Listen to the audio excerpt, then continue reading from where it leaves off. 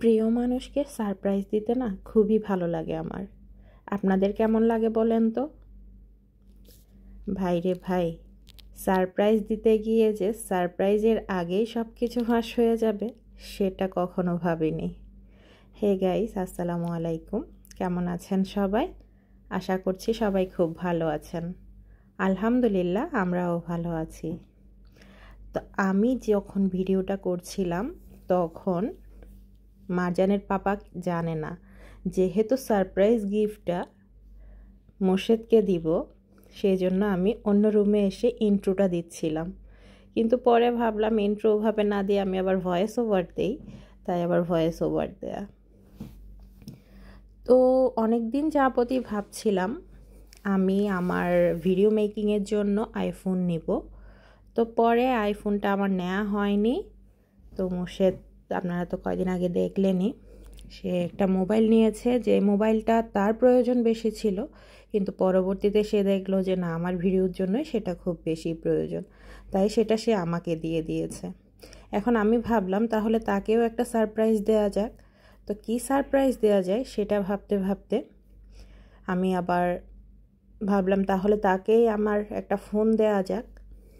তো মোবাইল ফোনটা কেনার জন্য আমার নিজের কিছু জমানো টাকা রয়েছে, যেমন জব থেকে, আর আমার যেহেতু কিছু টিউশনস আছে, সব কিছু মিলিয়ে আমার কিছু টাকা ছিল। সেই টাকা আমি এখন বের করব। এখন দেখেন 6:30 বাজে। তো মোর্শেদকে, মারজানকে আর খালাকে আমি বাগানে পাঠিয়ে দিয়েছি, তারা সেখানে কিছু টাইম স্পেন্ড করবে। তো সন্ধ্যা 6:30, তার মানে একটু পরে আজান দিবে। তা আমি ভাবি যে কিভাবে তাদেরকে বের করা যায়। দেন আমি তাদের বের করলাম, অ্যান্ড এখন আমি আমার কাপবোর্ড খুলে আমার জমানো টাকাগুলো বের করব, যেহেতু মারজানের পাপা জানেই না আমার কাছে টাকা আছে বা আমি কিছু জমিয়েছি। তো চলেন আমরা সেগুলো বের করে দেখি কত টাকা আছে, কি আছে। কারণ আমি নিজেও কিন্তু এগুলো কাউন্ট করিনি বা এগুলো একেবারেই দেখিনি কত আছে। জাস্ট আমি বিভিন্ন ব্যাগের মধ্যে এভাবে জমিয়ে রেখেছিলাম। গাইস, আপনারা আমার যে মেসিটা আছে, আমার চারপাশে মেসিটাকে খুব মানে এত যে ম্যাস হয়ে আছে সেটা আপনারা কনসিডার করবেন। তো দেখতেই পাচ্ছেন এখানে আমি কতগুলো ব্যাগ বের করেছি, কারণ এইভাবেই টাকা না রাখলে দেখা যায় একসাথে রাখলে বেশি আছে এটা ভেবে খরচ করে ফেলা যায়।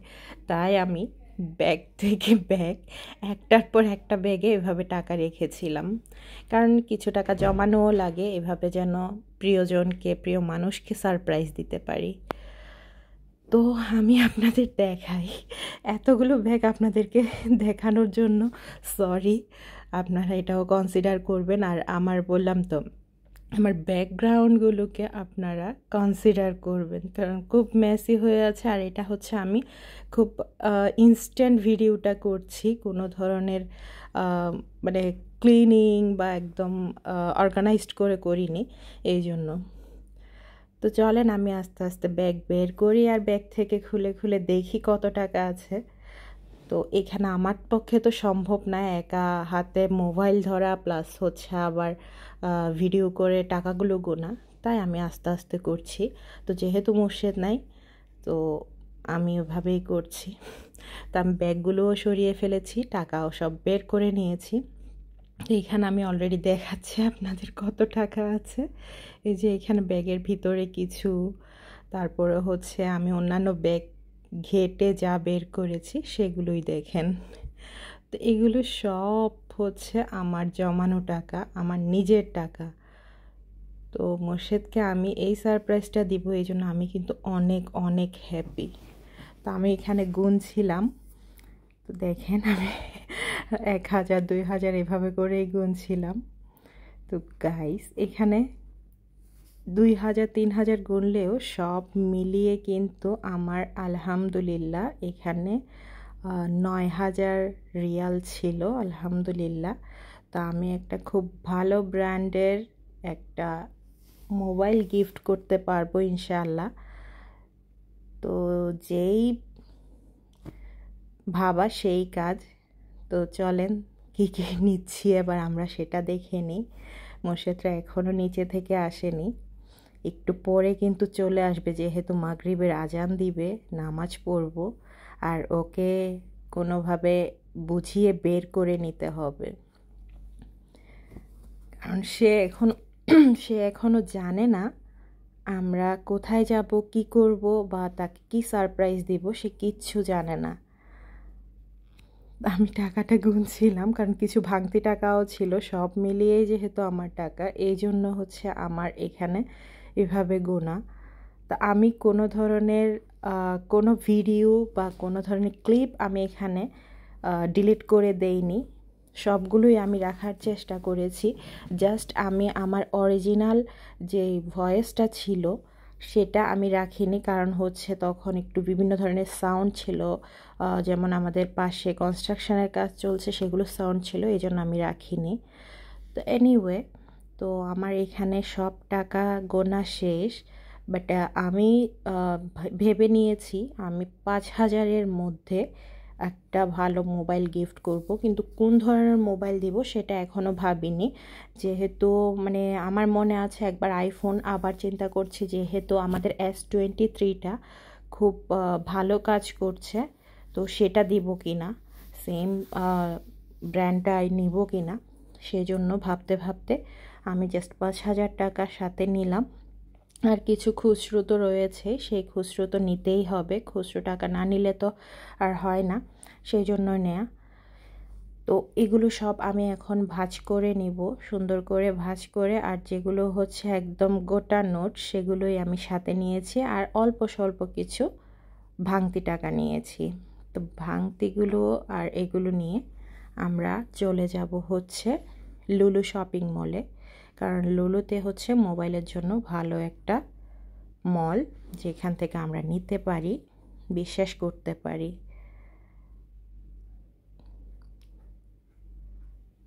আমি আর এটা না দেখাই আর না টানি, তো চলেন এরপরে চলে যায় হচ্ছে আমাদের রেডি হওয়া, দেন বের হওয়া নিয়ে। তো এখন হচ্ছে আমরা রেডি হয়ে গেছি, মার্জানমণি একটা সুন্দর পিঙ্ক কালারের স্কার্ট পরেছে, সে তো অনেক হ্যাপি, সে কিছু একটা গ্যাস করতে পেরেছে, বাট সে বুঝতে পারছে না কি জন্য বা কি। তো মুর্শেদ তো একটু একটু এভাবেই গ্যাস করেছে, বাট সে শিওরলি বলতে পারছিল না। তো তারা দুজনেই আমার ভিডিওতে সালাম হাই এটা দিচ্ছিল। তো পরে আমার মারজান বলছিল মুসলিমা মুর্শেদ ব্লগস, এই আর কি। তো এখন অলরেডি আমরা বের হয়ে যাচ্ছি। তো বের হতে হতে আপনাদের সাথেই কথা বলছিলাম। তো মারজানকে এখন গাড়িতে তুলে দিব, আগে ওর সিটে বসিয়ে দিব, আর সে হচ্ছে সব সময় বলবে আমি যেন তার পাপার পাশে বসি, তো এই জন্য আমার ওভাবে বসতে হয়, আগে ওকে সিট বেল্ট দিয়ে দিতে হয়। সে অবশ্য নিজেই পারে আলহামদুলিল্লাহ। তো সে সবসময় যে দেখাচ্ছিল পাপার কাছে বসতে, এই আর কি।